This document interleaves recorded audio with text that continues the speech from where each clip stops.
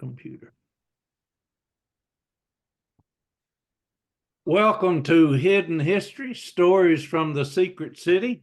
I'm Ray Smith, the host today. My co-host, Keith McDaniel, is not with us. Keith is having some medical issues. I have the same problem he does. If we were out in the sun too much when we were young, we wind up having to get things burned off of our face.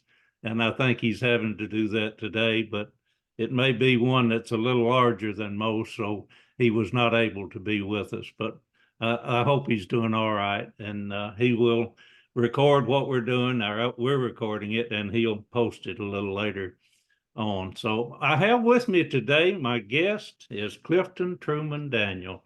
He is not a new guest. We've had him before. As you know, he's the grandson of President Truman. And Clifton, it's really good to have you with us today. Thanks, Ray. It's nice to see you. Very good.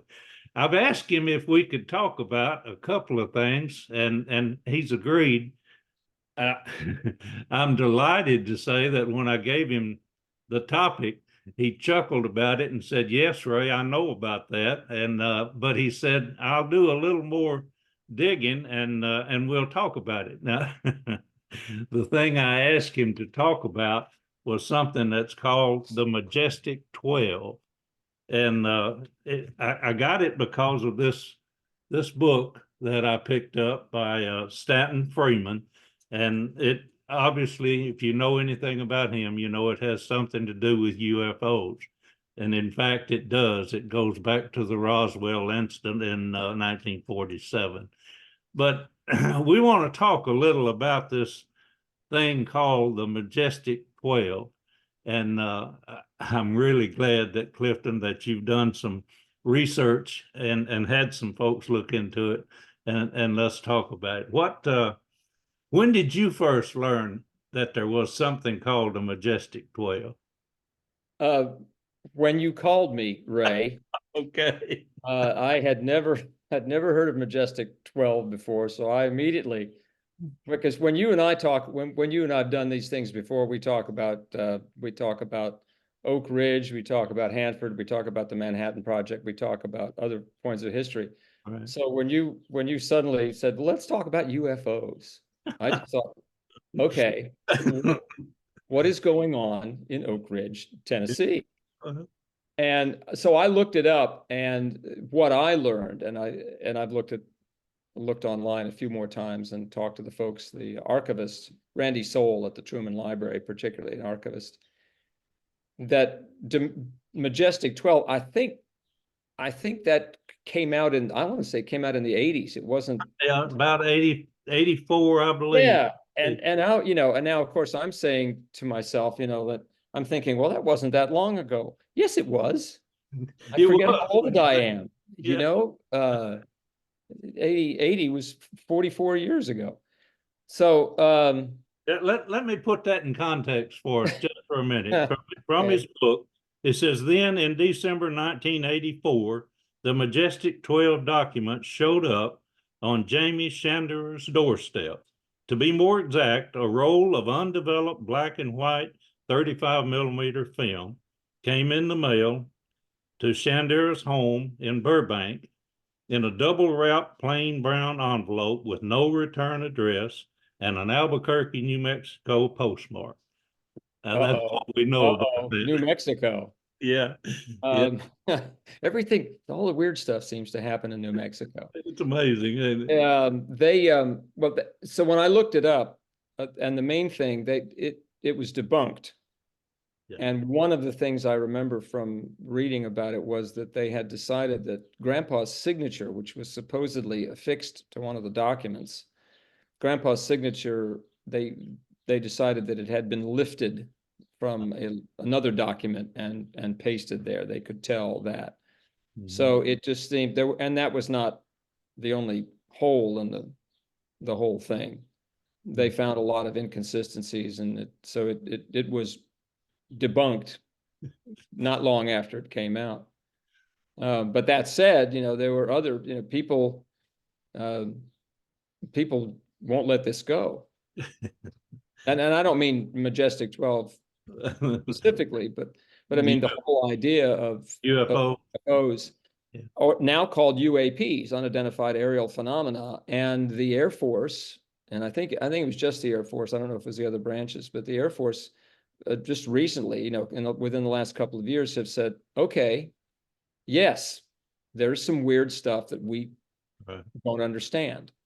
So rather than just say that, no, forget it, there's no such thing as UFOs, they've said, okay, and I think they're making research documents, incidents public. I think they're being much more transparent than they have been, because there's stuff that just isn't a weather balloon or a light or some phenomena or a trick of reflection. So it's interesting that's sort of shifted from years and years and years of supposed secrecy and illicit groups within the government. It shifted to, okay, yes, there's odd stuff. And Grandpa even said, I think he's quoted, it's in the Truman Library, in the I can't remember who it was, he was talking about the oral histories, and he said that Grandpa had said, I think this kind of thing needs to be investigated, particularly when it might hamper or concern national security. So he wouldn't dismiss all this out of hand. He said, if there's something you don't understand, Yeah. look into it. Right. Yeah, and that reminds me of the of his experience in the Senate with the Truman Committee. And he did look into a lot of situations that in many cases it was just situations that where money was being wasted. But as you mentioned just a little while ago, he had before we came on the air, he had a lot to do with improving some of the manufacturing that was going on. You talked about the airplane. Tell us about that. That seemed to remember that was one of the things. The whole idea was investigating waste and fraud in the military buildup prior to the start of World War II. There were all sorts of, there was just flat out waste. I mean, the run of the mill stuff, padding your bill, overcharging, all of that, but using inferior materials. The incident you're talking about is that I seem to remember that one of the things they investigated was a company that was making bombers, and the wings were too short. They kept crashing because the planes didn't fly well. So there were things like that, but I think you said, you reminded me, the committee saved the country over a couple of billion dollars. It did. And not to mention the lives that would have been lost in planes with short wings and guns that wouldn't fire, grenades that wouldn't go off, whatever they were doing.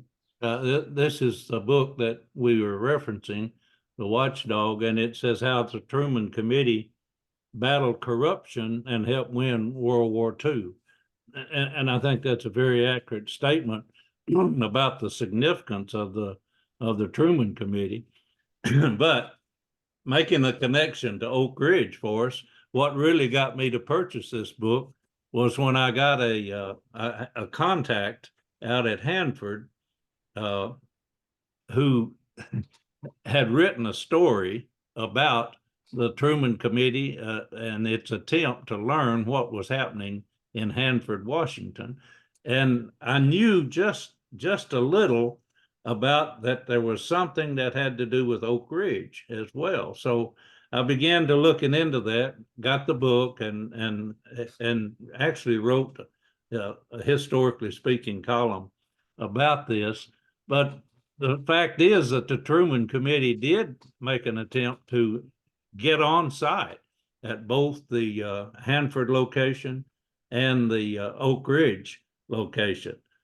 Tell us about that just a little. Yeah, and well, the original, I think probably what I got all these years, what the story I tell is the shorthand version, that Grandpa discovered that millions and millions and millions, tens of millions of dollars were disappearing into some place in Tennessee that was then known as Black Oak Ridge, which was a couple of hundred farms farm families, a couple hundred people. There would not, there wasn't a lot out there. Certainly nothing you're going to pour. About 3,000 people and 1,000 farms, but again, Okay. rural All right. area. Okay. Yeah. So I'm sure the farmers would really have appreciated tens of millions of dollars pouring into their farms, but that was not the case. Right.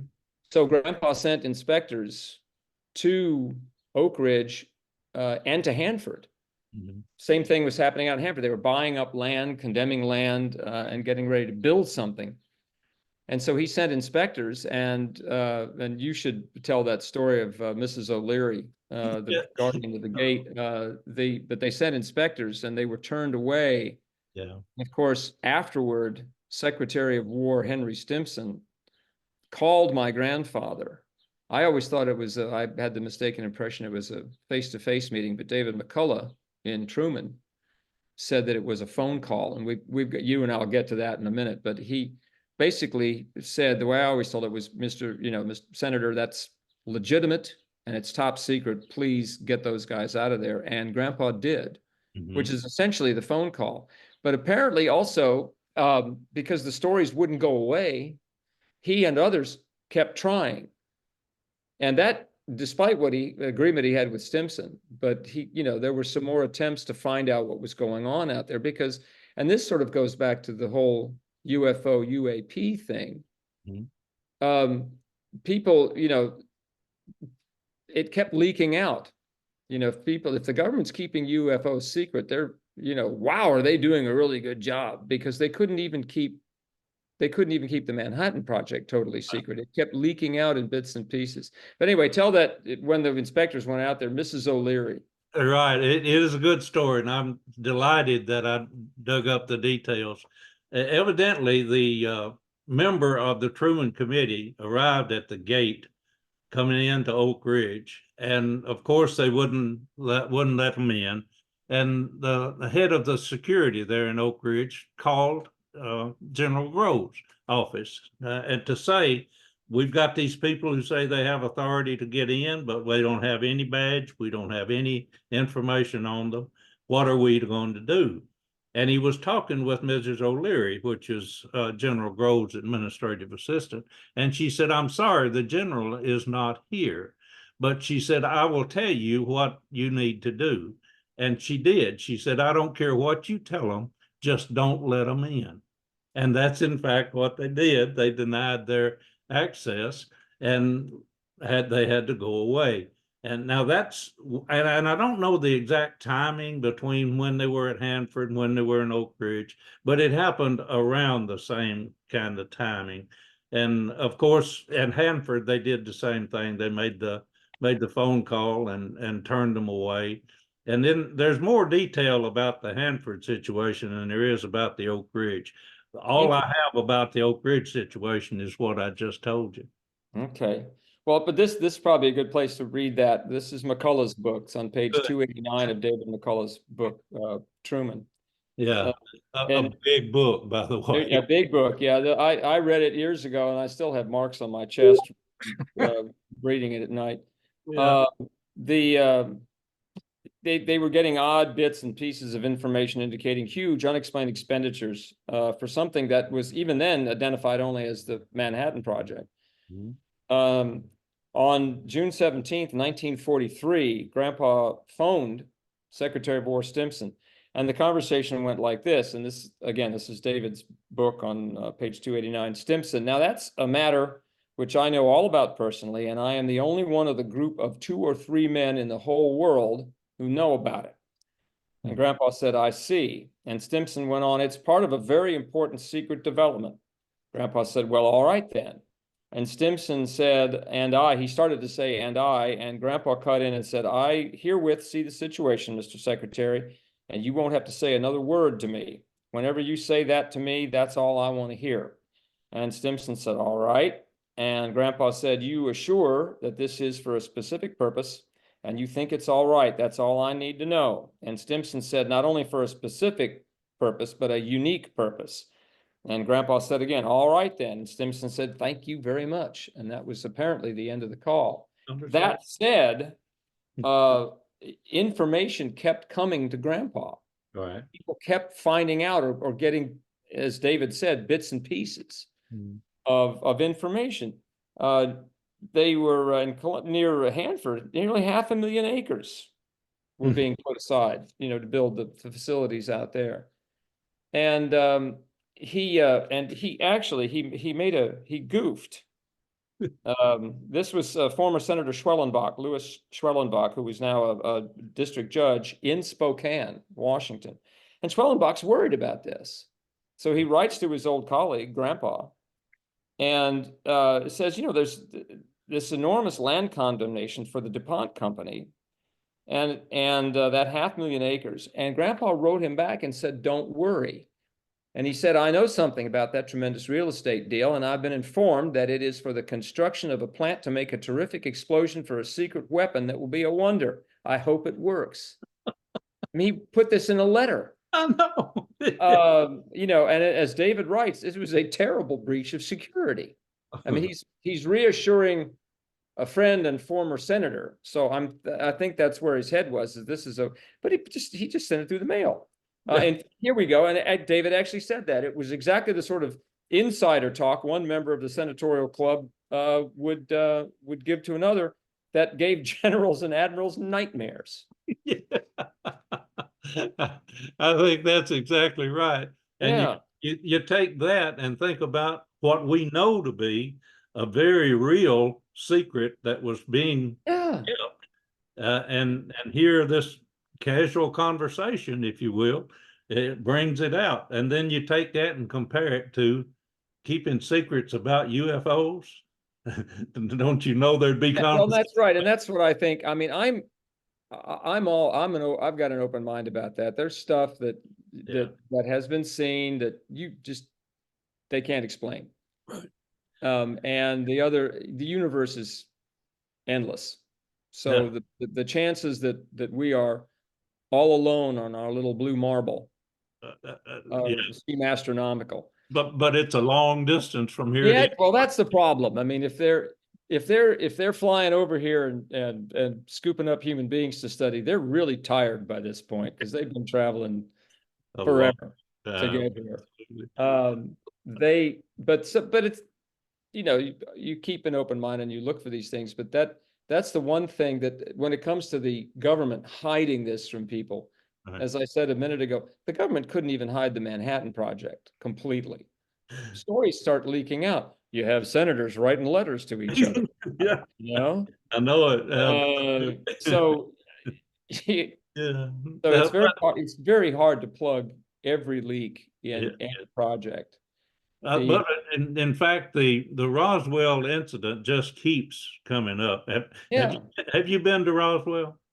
No, I've been out to New Mexico, and I take back what I said earlier about all the weird stuff happens in New Mexico. It is. It's a beautiful state, lovely people. I had a great time. I've been out there a couple of 3 times. Yeah, it's been wonderful. Albuquerque, Santa Fe, up to Los Alamos. Yeah, I love to visit out there. Been there a number of times, and actually, Fanny and I did drive down to Roswell one time just because of the attention that it gets from the Roswell incident. And bless their hearts, they made a big deal out of it. Yeah, I've seen pictures of 10-foot tall alien signs and statues, the UFO cafes and things. Yeah, that's fun.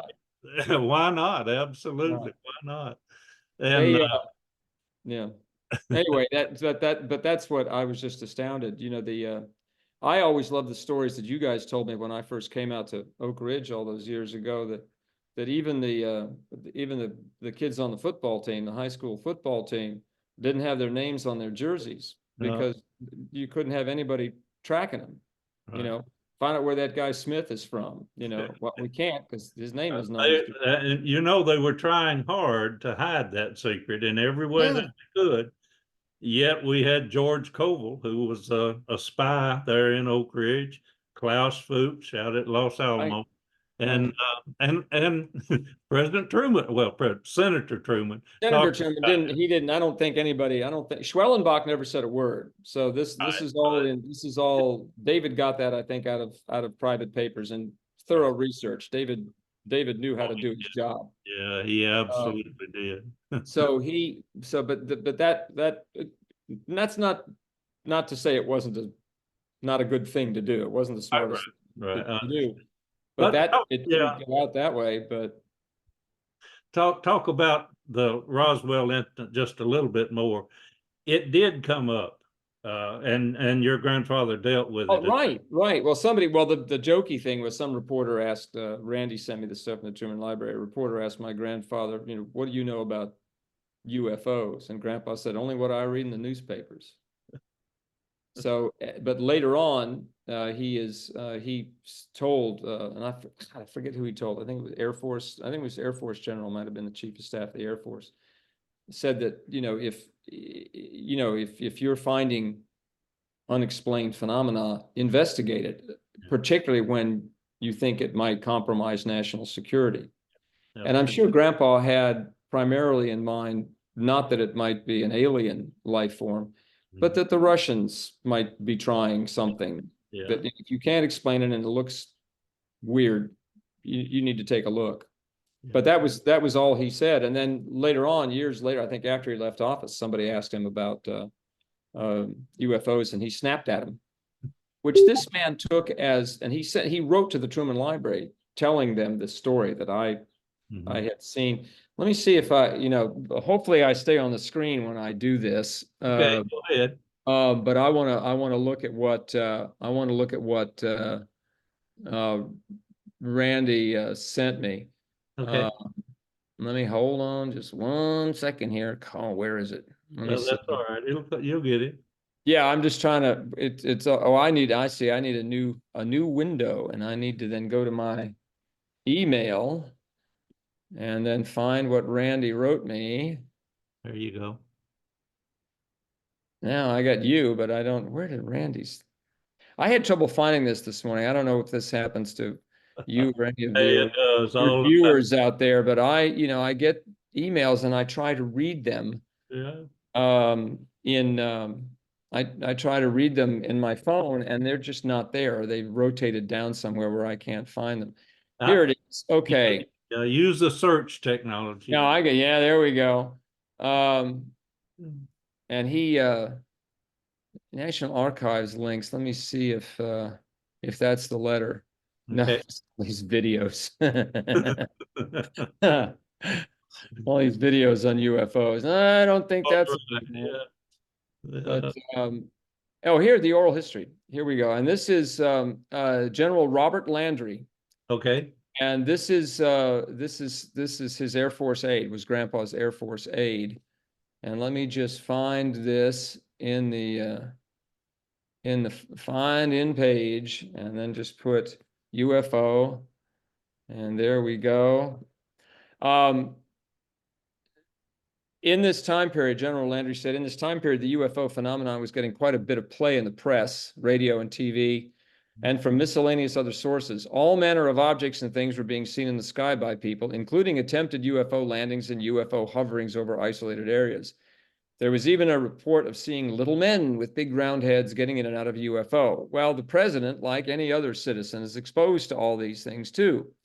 In any case, he was called to the Oval Office one afternoon. The president wanted to see him. Grandpa wanted to see him. We talked about UFO reports and what might be the meaning for all these rather way out reports of sightings and the subject in general. The president said he hadn't given much serious thought to all these reports, but at the same time, he said, if there was any evidence of a strategic threat to the national security, the collection and evaluation of UFO data by the CIA warranted more intense study and attention at the highest government level. So that was General Landry, his aide, and I want to see where that guy went.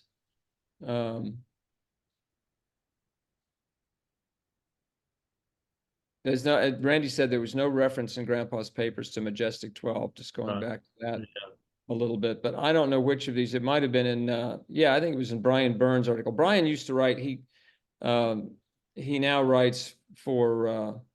He's a freelance writer, but he used to write for the Kansas City Star. He's done a lot of really good articles on Grandpa and the Truman presidency. And And I don't know, there he goes, right. Van Zandt, a U.S. Air Force officer. Where did Van Zandt come from? Let me see who he was. Okay. Yeah, Thomas Van Zandt. He's a Missouri banker, and he was the son of one of Grandpa's friends. Mhm. And he asked about recent sightings, and Grandpa apparently he found Grandpa's response awkward and off key. Brian said, "Nothing there." Grandpa snapped when he asked, about the UFO. incident. Yeah, the specific incident. Grandpa was still president in July of 1952 when air traffic controllers at Washington's National Airport reported suspicious blips on radar screens, and the commercial pilot who was flying confirmed seeing several bright lights streaking across the sky. So he asked him specifically about that 1952 incident, and Grandpa snapped and said, "There's nothing there." And he said, "I got the impression that it was not a spontaneous comment. It was like an actor saying a line in a play. It was a little studied," which of course tells us that maybe Truman knew more than he was saying. And he wrote that. He sent that letter. He wrote about that for the Truman Library to put it in the record. But as I think you and I were talking about off camera before, they there we go. I got rid of that. I think Grandpa was just tired of answering questions. When Grandpa snapped at somebody, it was my experience that it was like, okay, we've No, covered this. yeah. That stop asking these, and he also asked Grandpa in retirement. He's like, we've had enough. But so there's not a lot. There's a bit, but nothing about Majestic 12 in his papers at the Truman Library, and there were just these bits and pieces. Yeah, one one more little tidbit about the Majestic 12, and let's see if I can share my screen and get it up here for us to look at. I think I can. Yeah. You see it? Oh yeah, the list of the list guys of who are supposed to be on it. Actually, 13 people, excuse me, who are supposed to be a part of the Majestic 12. And I'll only point out just a couple of the more obvious names that people will recognize. James Forrestal and Vannevar Bush. Those were the kind of people that evidently that were said to be on this Majestic 12. You may know some of these other names. Yeah, that Hoyt Vandenberg is familiar to me. Okay. But yeah, no, Forrestal and Bush are the two that jump out. And of course, Bush led, I believe, the interim committee that helped my grandfather decide whether or not to use the atomic bomb, and if so, where and how. But that committee also included the presidents of Harvard and MIT, among others. I'm going to ask you something here, and I doubt that you'll know, but I've been having trouble finding all of these acronyms that come up. JRDB. I don't have a clue what that is. No, I think we may have lost yeah. Okay. all of that, Ray. Yeah. But at any rate, the issue about UFOs is much broader than just the discussion of the Majestic 12. And I think through your research, you've pointed out that there's just nothing in the official record that would indicate that there ever was anything formed by President Truman to have 12 people or 13 people look into it. But again, things keep coming up, just like the Roswell situation. Yeah. Keep coming up. And I just noticed why they called it Majestic 12 when there were 13 people on it. So somebody's not doing their math. Yeah, I don't know. Don't have a clue. Oh, there was something else that I wanted to bring your attention to, and we hadn't talked about this, so this is brand new information. Just a night or two ago, we had in Oak Ridge, we had something called Roots of America. No, Our American Roots. We had to change the name of it. But it's a series of discussions that we've held that have to do with unknown facts, generally about people that might not be as aware of it. We've had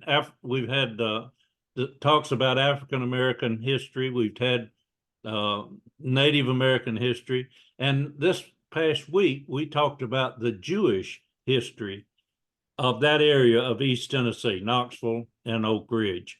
And I bring this name up to see if you even know or ever heard of the person. His name is Guilford Glazier. Have you ever heard of that name? Okay, Guilford Glazier was a Jewish individual. He owned a lot of commercial malls across the nation. He built the mall that was in Oak Ridge, and he had, up until the Mall of America, he had the largest shopping mall in the nation. I don't remember exactly where it was, probably in California. But at any rate, well-known Jewish individual, had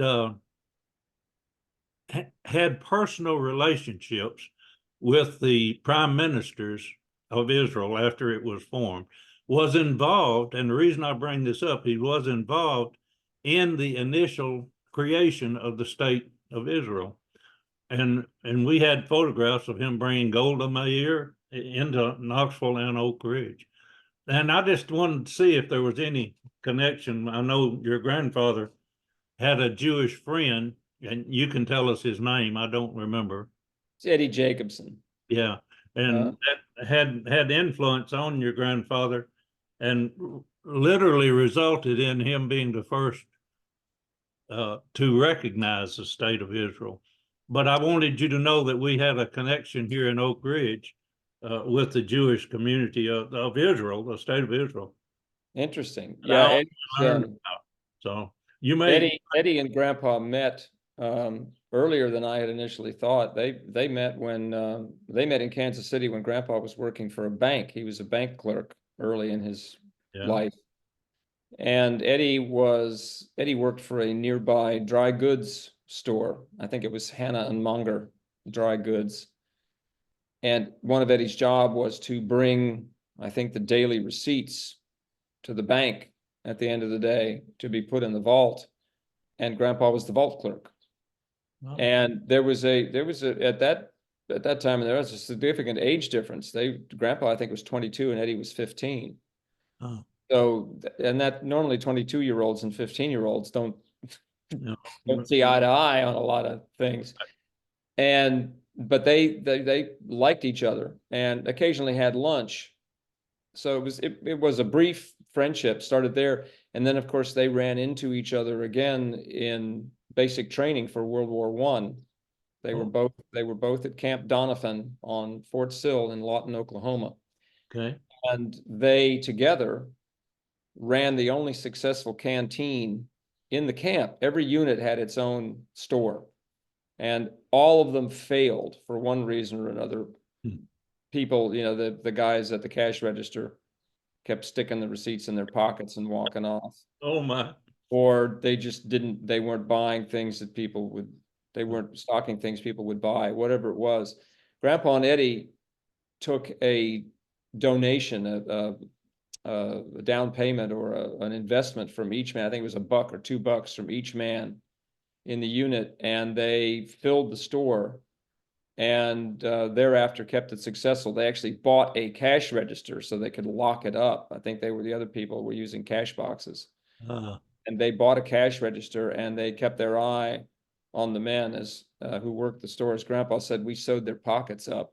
That they were the only successful canteen and they made money. They paid dividends back to the guys that had contributed first. So everybody made something off that store. And that, of course, after the war is what led Grandpa and Eddie to go into business together, to open the haberdashery in downtown Kansas City, because they'd been a resounding success. Mm-hmm. And they might well have had another resounding success had the post-war recession not tanked them. Yeah. Their first year, with Truman and Jacobson haberdashers, they made the equivalent of $750,000 today's money from that little store. So they had, yeah, they were they had started off well, but the recession, their stock was worthless. Prices dropped off so much that and Eddie had to, after 2 years, they both wanted to pay everybody back, the banks, the people who sold them the goods. Eddie had to declare bankruptcy, I think 2 years in. He didn't want to, but he had no choice. He wasn't making any money. Grandpa at that time he had just been elected a county judge, and he had other prospects. So he kept on paying off creditors. It took him, I think, 12 years, but he paid everybody back. But that's Eddie Jacobson. And Eddie came to the White House when Grandpa had been beset on both sides when it came to the question of recognizing Israel. And of course, this is now a fraught topic again, given what is happening in Israel and Gaza. Eddie came to Grandpa because Grandpa refused to see anybody. He was being pressured by American Zionists to recognize the state of Israel, to see Chaim Weizmann. And they had been very aggressive. And equally aggressive was his own State Department, particularly in the person of George Marshall, his Secretary of State, who did not want him to recognize Israel because it would hurt our friendship with the Arabs, the oil in the region. Marshall even said, "Mr. President, if you do that, next election comes around, I will not be able to vote for you." And Grandpa had the highest respect for Marshall. So he was under a lot of pressure. And Eddie went to see him, specifically sent by the Zionists in this country to go see Grandpa and get him to see Weizmann. And the Grandpa was so mad that Eddie did that Eddie wrote years later that was the closest he'd ever seen his friend Harry Truman come to being an anti-Semite. Grandpa was just furious. And he turned his back on Eddie in the Oval Office. And Eddie's now desperate because he's been shut down. He looked around for anything he could say, and he saw the statue of Andrew Jackson that Grandpa kept in his office. Small statue, 1.5 feet high, Jackson on horseback. And he said, "Harry, you have a hero, Andy Jackson. He's your favorite president.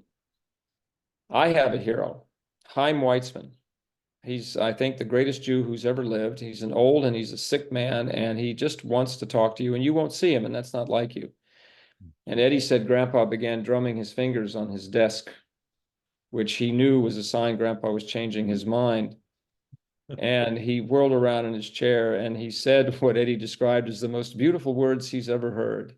"All right, you bald-headed SOB, you win. I'll see Weizmann." And he did. Oh my goodness. But what I like about that story is that both of them told almost exactly the same story. Grandpa put it in his memoirs, and Eddie wrote a much longer version for an American Jewish magazine years and years ago. But the details are exactly the same, which is nice. They were very close friends.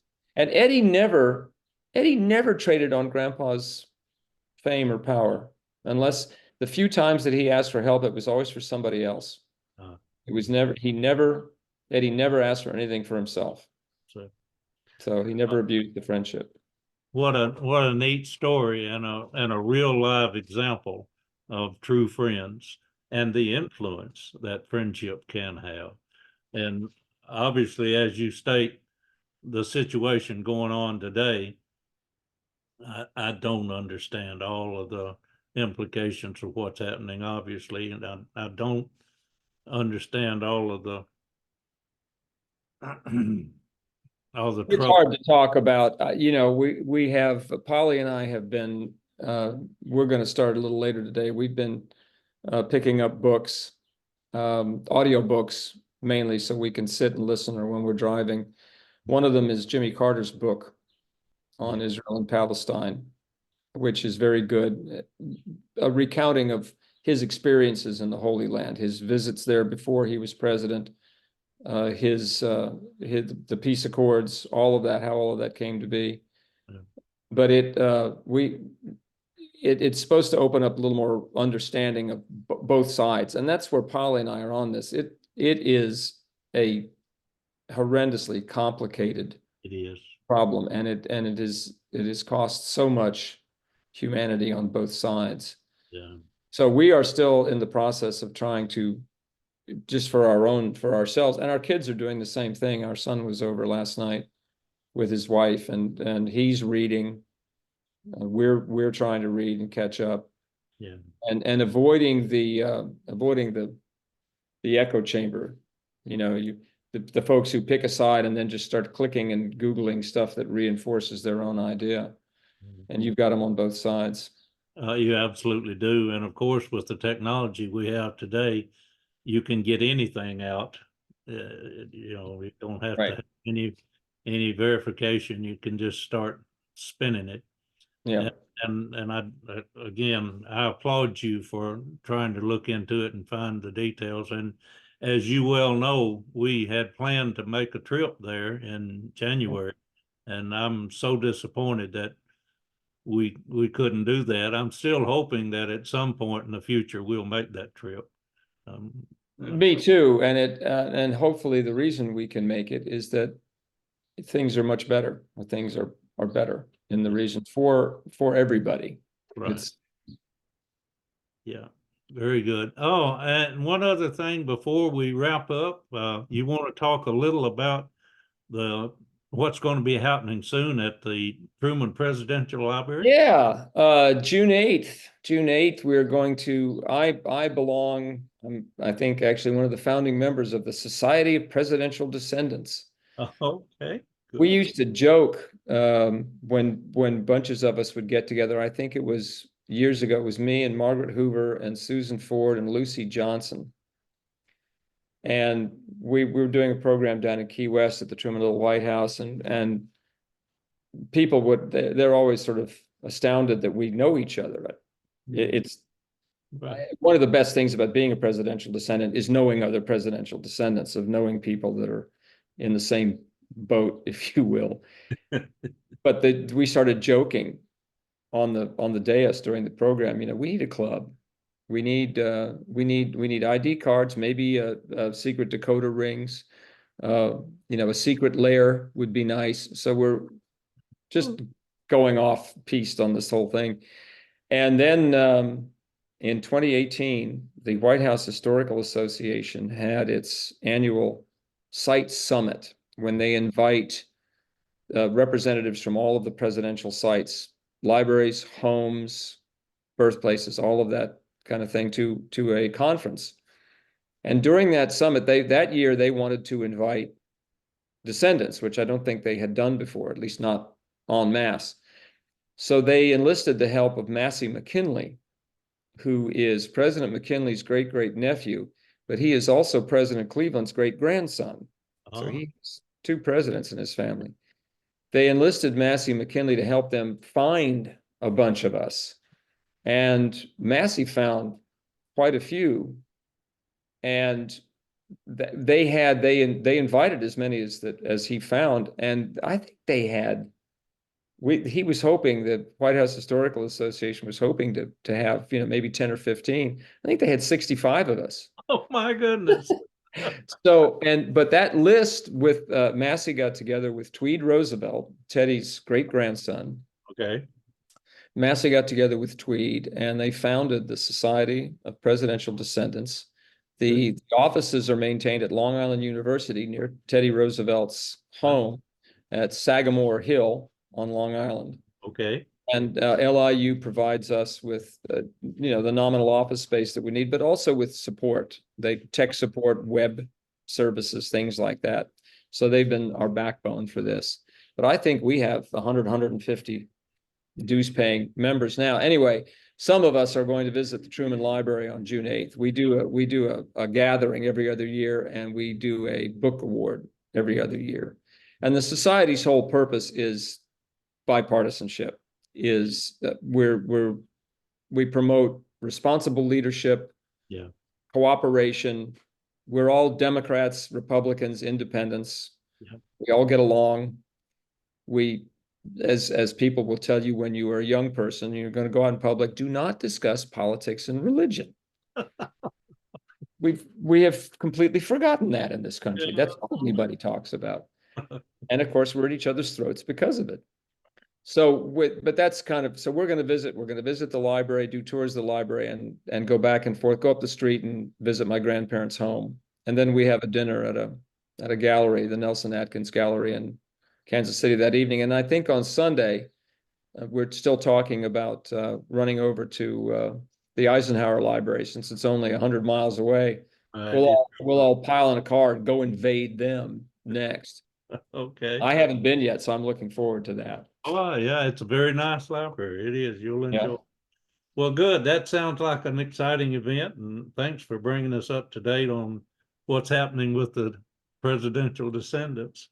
What about your play? Yeah, still doing it. Polly and I did it in St. Louis the last time, beginning of second week in April, I think it was. And I think my agent is working on a couple more shows for this year. We may do it in Key West in November and probably again in Key West in February of next year. We've done that 3 years in a row. Yeah. For the Presidential Families Weekend, we get some of my fellow descendants down to Key West every President's Day weekend in February to talk about some subject Well, presidents. So we may do it again. With this year, it's going to be preservation of historic sites. You know, how you maintain a president's house, how you maintain all these what are now becoming more and more delicate artifacts. And the lead on that is going to be Ulysses Grant Dietz. oh my goodness. President Grant's great-great-grandson, who did that for a career, 38 years as a museum curator. Wow. We're going to let Ulysses lead off. He was supposed to come this last year when we talked about bipartisanship, nonpartisanship, and presidential. I think, and no, this last year was presidential influence.